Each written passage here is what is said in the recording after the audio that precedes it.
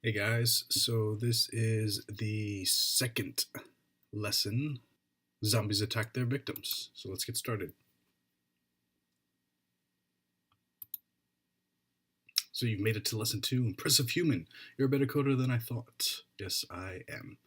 I'm going to start. And the first part is just an overview. Chapter 2, Maps and Addresses. This is something I covered in my first video, and this is where it all started. Let's make our game multiplayer by giving the zombies in our database an owner. To do this, we'll need two new data types, mapping and address. Addresses. The Ethereum blockchain is made up of accounts, which you can think of like bank accounts. And an account has a balance of Ether. I'm pretty sure everyone's aware of what Ether is. The currency used on the Ethereum blockchain. Each account is an address, which you can think of like a bank account number. It's a unique identifier that points to the account. It looks like this. So they give us an example account on the Ethereum blockchain. And they tell us quite helpfully that this is the actual address of the Crypto Zombies team. So that's pretty cool. If you're enjoying Crypto Zombies, you can send us some Ether. So that's a nice little way of asking for a donation.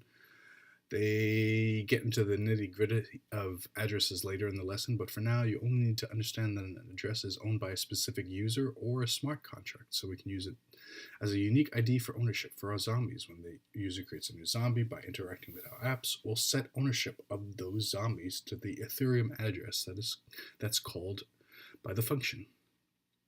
All right, so that's pretty cool. One thing I wanted to show was kind of this address right here, and how you can actually look up information. You're probably aware of this, but if you're not, you can actually go to a cool little website called Etherscan. So let's bring that here.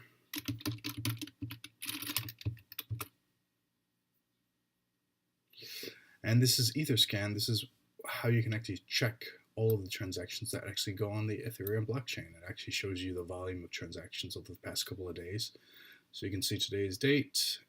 So far today, actually for yesterday, there was 500,000 transactions. Not a lot. So let's look up our friends here on the blockchain. Crypto Zombies. Let's see their transactions, shall we? And that is our account on the Ethereum blockchain for Crypto Zombies. And we can see their Ether value right now is $400. That's at a price of 1.78 Ether. Let's look at what Ethereum is trading at, actually.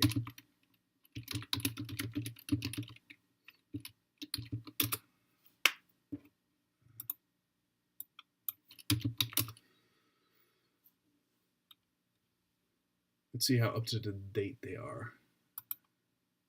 178. Yep. It's pretty accurate.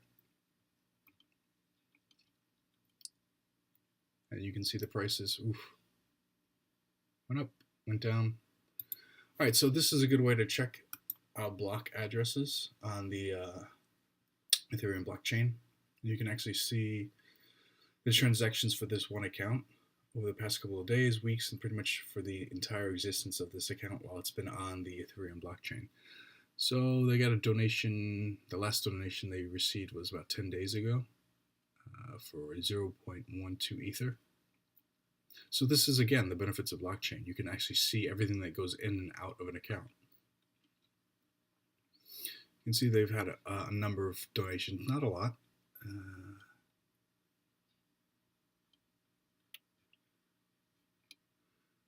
So this is just a cool tool. If you're going to be developing anything on the Ethereum blockchain, you should probably get to know this website very well, etherscan.io. There's other block explorers out there, but Etherscan is kind of the go-to. Essentially what a map is, it takes a value and assigns it to a key. It's like a database. So in this example, in lesson 1, we looked at structs and arrays. Mappings are another way of storing organized data in Solidity. Defining a mapping looks like this. For a financial app, they say storing an unsigned integer that holds the user account balance. So in this case, a mapping here takes the key address and stores a value of an unsigned integer inside of this mapping variable.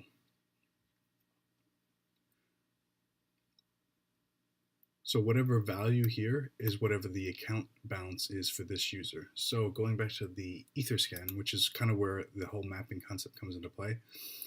So in this example, we would say that this here is the key, and the value would be this either value here.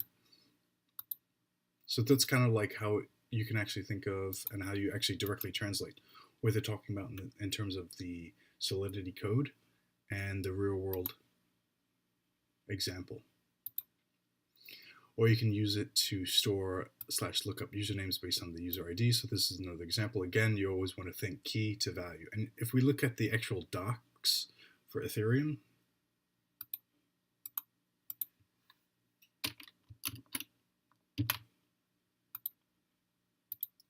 we can see that. Let's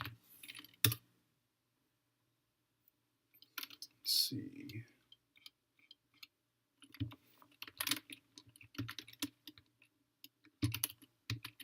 Yeah, here we are. So mappings. You can declare mapping types with the syntax mapping right here, which is what they do in their example. With a key to the value. The key type can be in any elementary type. This means that it can be of any of the built-in values plus bytes and strings. Use a define complex. So this is basically in the docs what they're talking about mappings. And they give simple examples, mapping address to unsigned integer public balances, which is basically what they're saying here, right? Mapping address to unsigned integer to account balances. So they're basically taking directly from the docs and showing you. So again, mapping is basically just a key and a value. So whatever key is given here, it will return a value here. And they basically say that here. A mapping is essentially a key value store for storing and looking up data. In the first example, the key is an address and the value is an unsigned integer. In the second example, the key is an unsigned integer and the value a string. Put it to the test. To store zombie ownership, we're going to use two mappings. One that keeps track of the address that owns a zombie, and another that keeps track of how many zombies an owner has. Create a mapping called zombie to owner. The key will be an unsigned integer, and the value and address. Let's make this mapping public. So what I always like to do is to type exactly what they give us.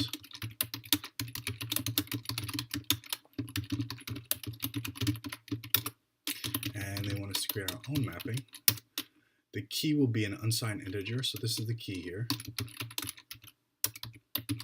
And the value is an address.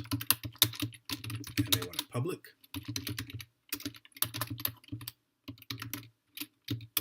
Closes off the syntax. Create a mapping called owner zombie count, where the key is an address and a value an unsigned integer. So again, mapping. The key is address. Let's just maintain. And the value is an unsigned integer. They don't actually say if it's public, so let's just make it not public and see if that checks.